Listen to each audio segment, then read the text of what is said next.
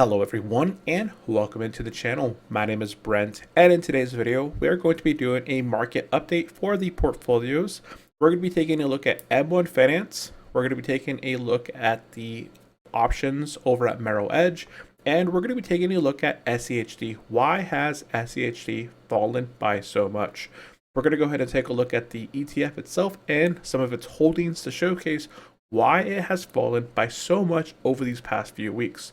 So with that said, if you guys are brand new here to the channel, definitely go down below, like, comment, subscribe, and let's go ahead and get into the video. So really quickly, greed is the main driving factor in the market right now. It has been at, a high rating of greed for the past few months now. I believe about 2 months it has been in a pretty greedy area. The S&P 500 hit a recent year-to-date high of $417. I believe it did close above 417 on SPY, which made a new year-to-date high, but it didn't keep it throughout the week. It became weaker and fell back down, dropping as low as $404 per share. Hit the 50-day moving average and has been moving up and down within that range. So investors are wanting to keep a lot of pressure to the upside that the S&P 500 will move higher, but as it reaches that year-to-date high, they just don't want to nibble and are just not biting. So right now it's just in a range moving sideways, and as more investors feel either FOMO or more greedy, they may begin to bite and push the market overall higher. We'll see how it goes. Now let's go ahead and start off with number one, taking a look at M1 Finance. We're going to start off by taking a look at the overperformance of the portfolio. So overall, we are down to 49.3%. This is a bit of a change since the last market update, but we're still net positive by quite a bit. We have market gains of $5,320.64, with our earned dividends finally crossing over $4,500 for the very first time. That is just $4,509.93 that this portfolio has generated and earned in dividends that have been paid out into the account that has been reinvested.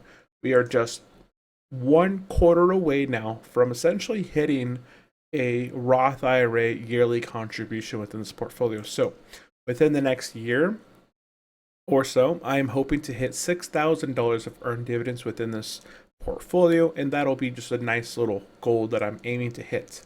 Now, one of our things we're going to be discussing today is SCHD. Why, since we acquired it, is it down 6.4%? At this time, we are beginning to add equity into the portfolios on other platforms. I'm not adding any more equity into M1 Finance. At one point, I did set a schedule to begin depositing equity into M1 Finance, but what I've decided is M1 Finance does allow fractional shares.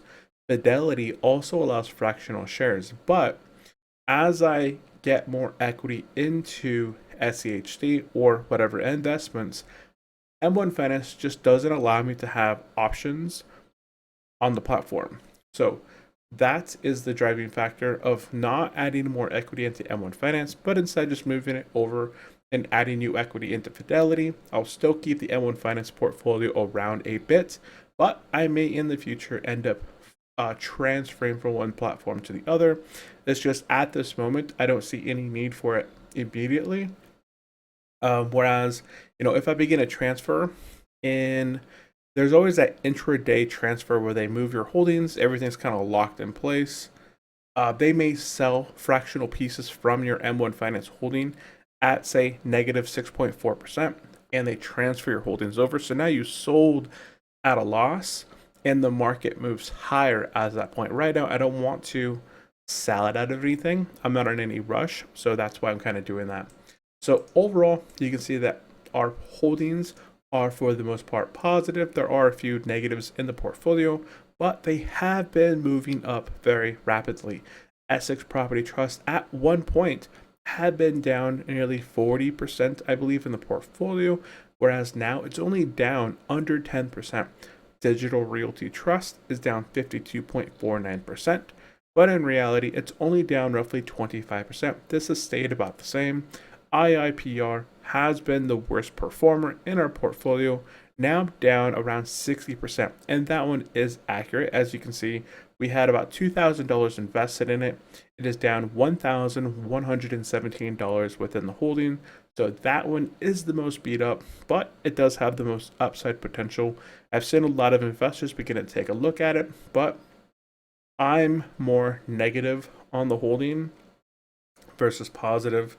It may be one where I just kind of I lock in that loss because I made up the gains elsewhere. It just kind of sucks to lock it in. But opportunity, say I sell this right now at a loss of 60%, I will just take the $766, move it into SCHD, and we'll just average down that amount, bring in the unit cost down, the overall shares up, or something along those lines. I'm just not in the just kind of holding off just a bit. That's just in the works. Now our weekly performance here, it has been weeks and weeks and weeks of green. So to have some red in the portfolio finally actually feels good. I believe last week we were negative as well. Here we're negative 1.09%. But if we take a look at what positions were negative or positive, we can see that we had some very positive positions. Siggy, for example, moved up 7.3%. Apple had their earnings. During the intraday, they had actually been down during the day, but after hours, they had popped by almost 2% and then continued to move higher throughout the week. Towards the end of the week, Waste Management 1.43.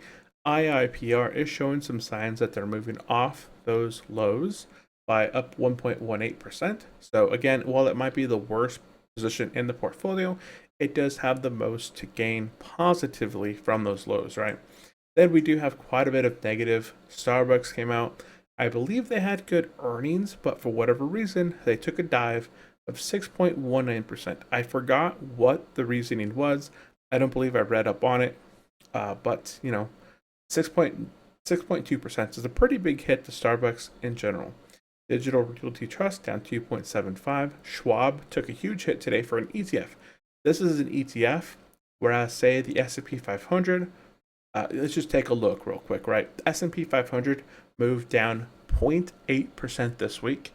The Dow Jones moved down 1.24% this week, and the Nasdaq essentially flat, up 0.07%. So for SCHD, down being 2.18%, it's actually fairly big, and that's because financials have been taking a hit, and we'll be taking a look at that here in just a minute. So we did cover the overall performance, and number 2, we covered the weekly performance. Number 3, we're going to be taking a look at the activity. You can see here our buying power is 0. That means that the buying power that we did have did get moved into our investments over the week. So we did have Cisco paying out a dividend of $8.91. Cisco Corp paying out $12.02. That's $20.93 right there. We had ABM Industries, $5.53, and JP Morgan paying out a whopping $17.86. So we had a grand total of $44.32 just from dividends alone, and that was all reinvested into Schwab at a price of $71.88. This helped bring down our unit costs. We were able to acquire 0.61%, so not quite a full share, but hey, this is only $44 being invested into this. I believe, the share price there is 71, so there are going to be some weeks where we're going to be able to acquire a full share at a time, or just in general, over a month period, we have on average over $100 being generated, I believe. Maybe not with the holdings now, but just on average. So that is the activity of the portfolio. Number 4 is the dividends. So right now, the annual dividends has almost got to $1,500. This is where I'm kind of saying, hey, in the next year, we could hope to get, over the course of the next year, $1,500 of earned dividends. Now, again, we did have that slight purchase of SCHD.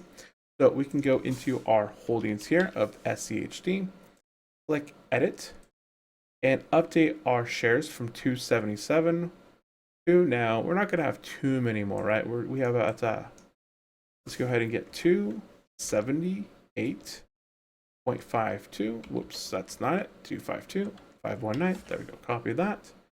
Add over here. Paste that in there. And our unit cost used to be 73.56. It has remained 73.56. We're going to go ahead and hit update. So our dividend is going to go from 733.79 to 735.42. So almost $2 just by dividends, right? Our dividends that we were paid out was able to be reinvested and increase our total yearly dividends by nearly $2. That's pretty good. Money, making money, making money, making money, indefinitely. That's always a good thing. So we've covered the overall performance, the weekly performance, the activity, and we've updated our dividends. Where we can see here now our annual income is moved up by $2, so it is now $1,481. So we're getting fairly close to that $1,500 annual income. So really quickly, SCHD. That is going to be the big thing right now. As we see over the past 5 days, it has gone down over 2%. We do see a little bit of an uptick as of the 4th of May, but over the course of the month, you can see here the pattern. April 17th, at that point, what did we begin to have? Bank failures. And as of that point, SCHD is 14% financials. Financials can range from quite a number of things, but you can see from April 17th or so, SCHD has really gone to the negative, currently sitting at 2.7%. You can see there are some intervals where it goes down, looks like it's going up, goes across, and then comes back down, making a lower low. So right now, we can kind of see it maybe performing about the same. We can see there might be a slight uptick. We might see a little bit of a side trend here, and there may be another bank failure in the future. Now, SCHD here, I pulled it up. It does have quite a few number of financials in here. So what I did is just kind of do a search and look for any company that had financial or that was tagged with the sector of financial. And I took all of the names here and I punched them into our Y charts. So SCHD here, as we've been kind of showing, is down 2.7%. And then I took all the holdings here that were within SCHD, and we can take a look at them over the past 1 month, just how hard these positions have been hit. So we can see here, we have the Central Pacific Financials down 15.69%. We have Handme Financial Corp 19.44, Heritage 22.04, CVB Financial Corp 24.51. We also have Premier Financial 24.91%. So these are huge. This makes up 14% of the SCHD fund. So 14% of this fund, and you have a lot of these positions that are down double digits. Let's go ahead and pop in a few more of these right here until I can't pop in anymore. Oh no, there we go. We can pop in the rest there. So down at the bottom, Zion's Bancorp down 19.16%. We have Key Corp down 17.46%. Northern Trust Corp 15.8%. We have US Bancorp. So US Bancorp seems like a fairly large company, but it's down 14.01%. And this is not based off their financials. This is mostly based off fear that these small regional banks could potentially face the same issues as the other financials that have recently been hit by, low deposits, quick withdrawals, just banking, failing, and then being taken over by JP Morgan. So there's a lot of that kind of going on in the market right now. And with half of your financials, right, that is nearly a quarter of the portfolio. And when you have a quarter of your portfolio, that is half of it's down. Like 50% of the financials are down double digits, anywhere from 10 to 20 some percent. So that's going to definitely drive your ETF down. So that is the main factor with SCHD being down as much as it is. It still is a great time to buy. There's tons of articles out there. Take advantage of this. Not every single financial company within SCHD is going to fail. That's why there's diversity. That's why each of their weighted holdings do not make up more than 5%. You can see some, such as Pepsi, does make up 4.68%, but that is their biggest holding. Everything else from there goes from, anywhere from 4.68 all the way down to what looks like nearly 0%, because it's so tiny, it's so fractional that it's just tiny, right? So that is SCHD. So that would be our number 15 that we're taking a look at. And our final thing we're going to be taking a look at overall for our positions is our options. So options have been completely closed. So taking a look here at the Marrow Edge, right? This is just a screenshot of what we have done lately. We did 100% close out of our options. We don't have any options open on VTI or SPY. So the market has taken a dip throughout this past week. As we saw, S&P 500 was down around 0.08%. But during the week, it had a pretty hard hit on the 4th of May. So May 4th, markets took the hardest hit before recovering nearly 2% on Friday. So what did we do? Well, we saw that on May the 4th, the S&P 500 along with VTI were extremely cheap to buy. So S&P 500, I had sold my calls there at $4.25, taking up $1,697.39 in premium. On that May the 4th, it was $2.65 to buy those shares, to buy that call back and close out of that option, because S&P 500 was trading at essentially $404, somewhere in that range. And it had just came really close to hitting that 50-day moving average. So I said, okay, this is the cheapest that, I'm going to be able to buy this back at. So I went ahead, purchased it back for $2.65. What I'm going to do right now is wait for the S&P 500. It has moved up higher now. So I bought it for $2.65, but it has moved up higher. So let's go ahead and flip over to the SCHD or SPY. So SPY, I did buy it back for $2.65. As of close right now, it is worth $4.16, and that is with the S&P 500 currently priced at roughly $412. If it does move back up to $415, $417, I'm not sure if I want to sell my SPY at roughly $417, $416, just completely liquidate the majority of the shares and just wait for that swing back down, or there's a couple options I've been kind of thinking.